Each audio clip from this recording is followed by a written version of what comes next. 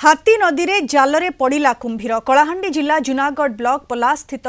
हाथी नदी घाटरे एक कुंभीर देखा मिली। आज सकाळे गाँवर किछि लोक नदी को माछ मारिबाकु जायथिबा बेले जाल रे कुंभीर पड़िथिला।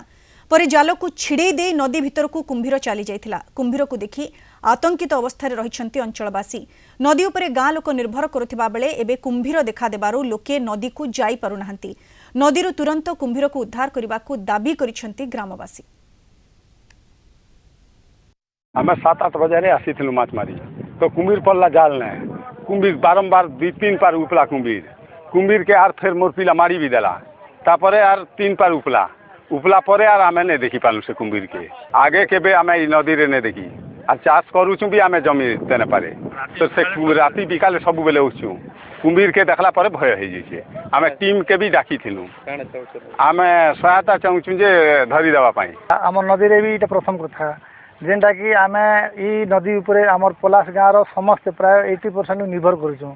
से नदी सेपटे जेन देखुन सियाड़े अच्छे आम गाँव प्राय जमी लोक मैंने सब अंधार गदा पदा करी नदी उपरे निर्भर करछन कहीं बंद सर किसी ना ई नदी रे आज मुई सकाले आसिक 3 थर देखली ना जेन कुंभीर बाहर से एबे भी अच्छे तार ऊपर बाहरी करी पहरी बुली करी फिर रही जाए तले संगे संगे स्टाफ आसिले स्क्वाड स्टाफ आसिक देखला बेले एठी